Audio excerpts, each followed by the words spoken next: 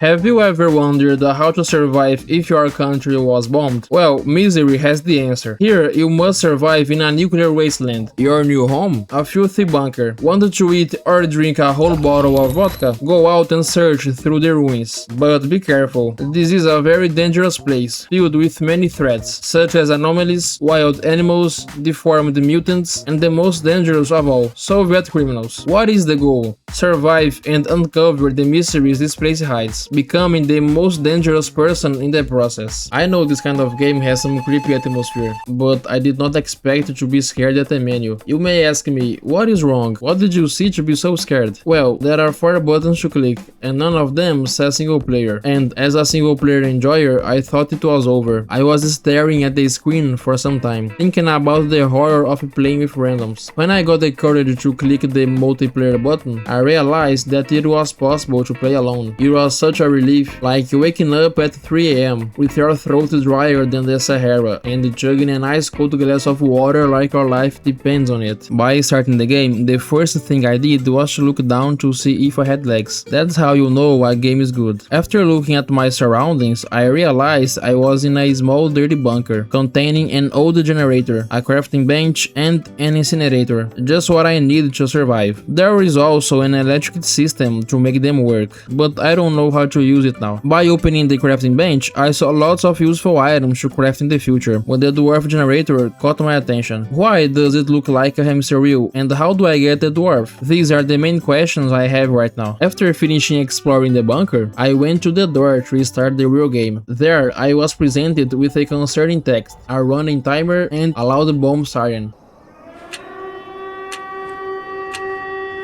I panicked and started taking whatever it was in my field of view. A cap, a can of spreads, a kvass, a can of coke, some bread, a lighter, some vitamins, a glow stick, and wheat. Just what I needed to survive in a devastated world. I went back to the bunker and took some time to breathe. After calming my nerves, I went outside again. This time there was a large area with some debris, a helicopter, and a tunnel that led me to the zone. As soon as I saw these massive moves looking at me, I decided to take the left side. It wasn't the best route either, because I encountered a green gas that chased me and made my insanity go up. While running from that anomaly, I found a small town with some funny balls in the air, but they are not so funny when you touch them. After walking deeper into the town, I found this strange anomaly, so I did what my ancestors would have done and started punching it. It teleported me to a random house, which I immediately started looting. In the other room, there was a similar anomaly. With no other way out, I had to enter it. That led me to another house, where I had to do the same thing. However, this one sent me outside, where I saw a guard shooting someone. By getting closer to them, I realized they were frozen in time. Now, this is a fucked up anomaly. While exploring more of that place, a plague doctor appeared out of nowhere and shot at me.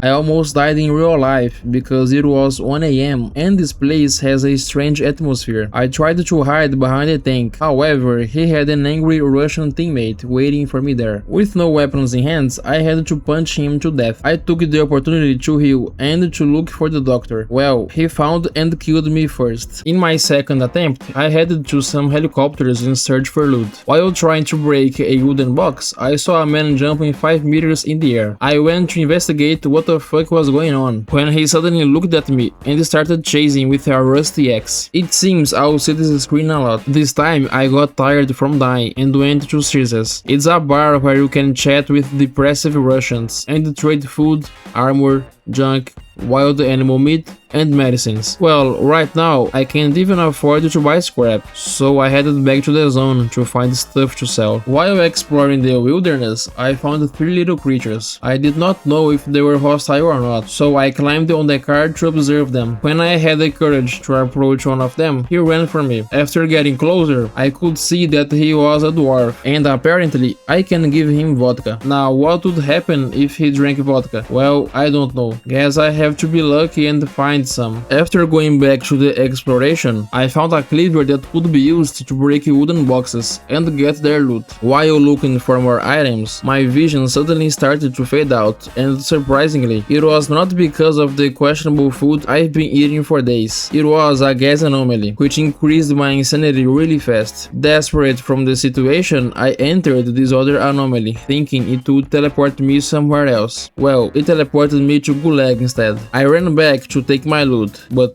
guess what? There was no loot. Lost everything again. So I had to move to another location. That's when a bandit came out of nowhere and sliced me to death. Yeah man, this game is truly a misery. When I was heading back, a bomb siren was heard and the ambience began to change colors. And from past experience, I knew when a mission was about to hit. Then I entered the bunker and waited. After that, I went to the zone again. This time it was different. It seems like the zone changes after every emission. This run had a better start, as I found an axe right off the bat. With it in my hands, I immediately started chopping trees. Did not work unfortunately. After filling up my inventory, it was time to return to base. But there was a problem. I did not know where it was. I opened the menu to find the map button, but there was no map, only a compass. It must weigh 50 kilos because the character can't hold it for more than 5 seconds. Either way, the compass is worthless when you don't know where you want to go. So I went to a random direction and found the entrance eventually. After returning to the zone and making sure where the entrance was, I found another Plague Doctor and started to think how I could kill him. 1 second later, a plane appeared and dropped 7 bombs on his head. The communist god read my mind and helped me. Unfortunately, his clothes were destroyed in the process. There was a safe close to him, where I found a gun and a machete. Back to Ceres, I sold a broken drill and a game brick for 15 rubles. It's literally shit, but it's something. In my journey to find junk to sell, I met more bandits. It triggered PTSD on me from the past encounters I had. As I was shivering in fear behind a bush, the bandit saw me and charged, but this time I had a strong weapon in my hands and killed him with 2 hits. I felt strong and powerful, ready to kill any hostile, just like the average Russian. I was getting closer to the doctor when suddenly I heard another bandit cursing in Soviet language. However, this one was different. He tanked 3 hits from a machete and killed me. This might be the best Soviet representation I've ever seen, but I was determined to get my revenge, so without thinking twice, I rushed back there. While getting close to him, I realized that I had no plan in mind, so I hid behind a bush to think about a strategy. That's when I remembered that Soviets are famous for drinking vodka instead of water, so this bandit has to be drunk enough to not be able to do a 360. After taking my loot back, I went to his stash and possibly found the best item in the game.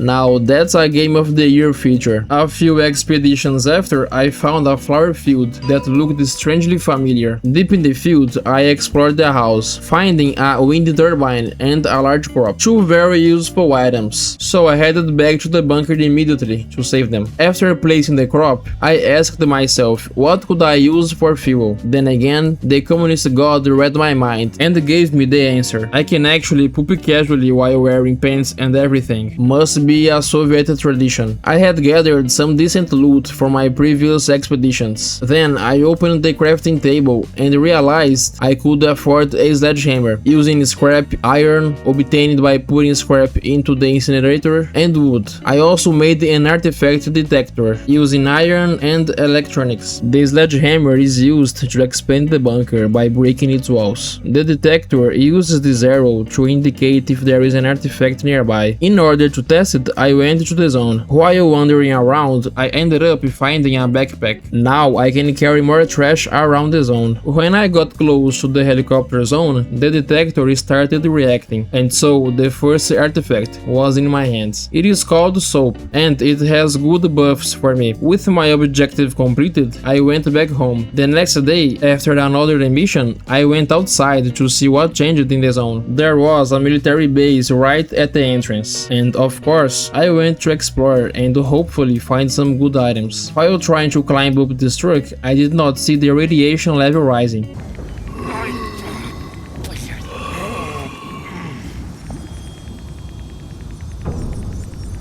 But I don't give up this easy, so I went back to explore more. There were just normal loot, nothing different. Back at home, I decided to explore this shack. There was this battery there. I felt like an ape, trying to use a computer for the first time, because man, it took me some time to understand how it works. Now, I have a question for you. Do you know what spontaneous human combustion is? Well, it's one of the most intriguing mysteries of the universe. Basically, it's the idea that any human being can and spontaneously catch fire out of nowhere. While the science says that is not possible, I strongly disagree with them, because it's the only explanation for what happened to me here.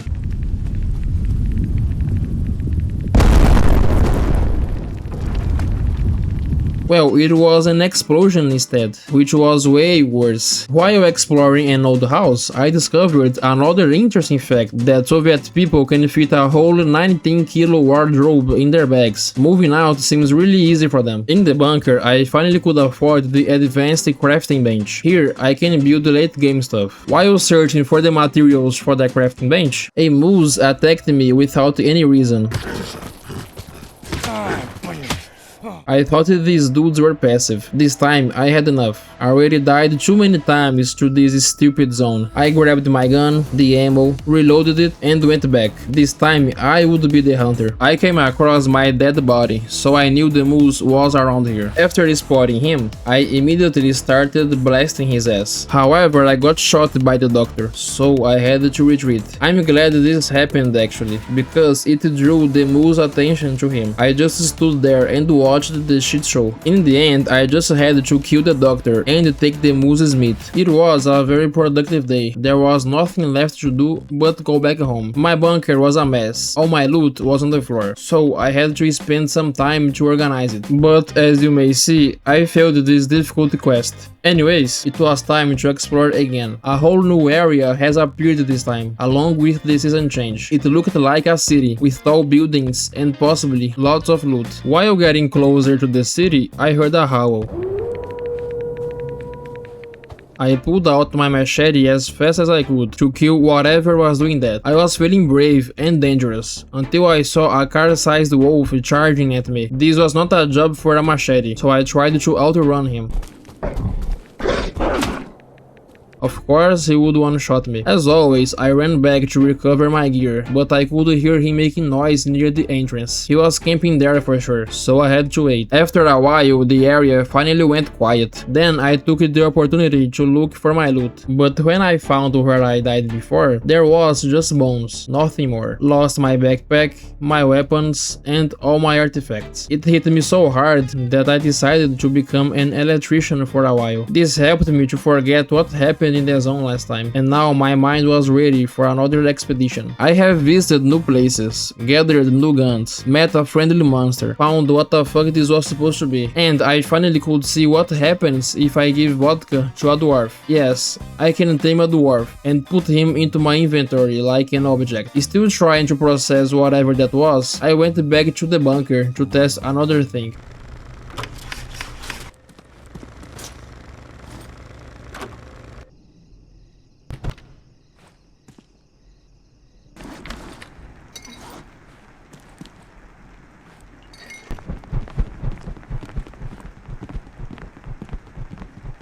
Yep, this is the best thing I have seen this year. Also, I could get 500 rubles by selling junk from the past trips. This allowed me to invest in a new backpack, increasing my carry capacity. In one of my many expeditions after that, I found a beautiful city. The snow made everything look nice, except for this two-headed monster that chased me. I ran to the door as fast as I could, and turned around to see if he was close. He was too tall to fit through the door, so of course I had to chase him. after 2 minutes, he finally died. Then I took his head as a trophy, to remember this glorious battle I just had. At Sears, I bought a torn hazmat suit that can be repaired at a sewing machine. I think it is the best suit for radiation protection. I was heading outside to test it, but when I opened the door, I ended up in another bunker somehow. It looked like a military one. I attached my flashlight to my gun, just in case something jumps at me. There was a strange sound coming from deeper inside the bunker.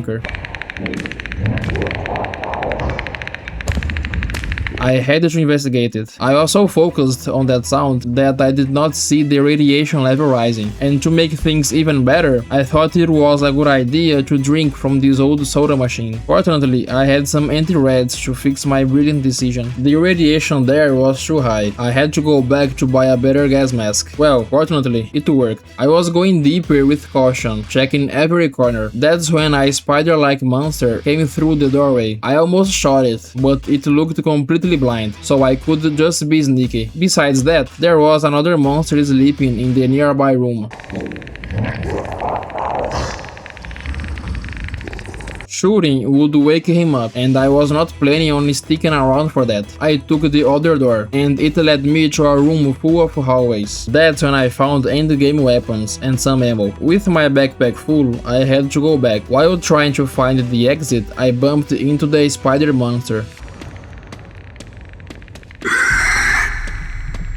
The bastard screamed and made me dizzy, so I ran as fast as possible to the exit. But I was not done with that place. There were still parts to explore. So I went to the Cold City, killed the giant wolf, and took its skin for radiation protection. Bought some ammo at Sears and equipped the strongest guns in the game. This time I was prepared for the bunker. I entered it without fear, searching for the good loot. After passing through weird and dangerous rooms, I encountered that sleeping pale creature, but this time I had a way to deal with it. And how much loot do I get? That's right, nothing. There was this room with a vest inside, so it was worth it after all. A little further, I found a room with landmines planted, where I got a large backpack and a torn uniform. I wanted to go deeper, but I had low ammo, and I did not want to step on a landmine, so my time there was done. In the end, it was very profiting. I had the largest backpack, high-end armor and guns, and a big disorganized bunker. Because of all this, I became the most dangerous Soviet in the entire zone.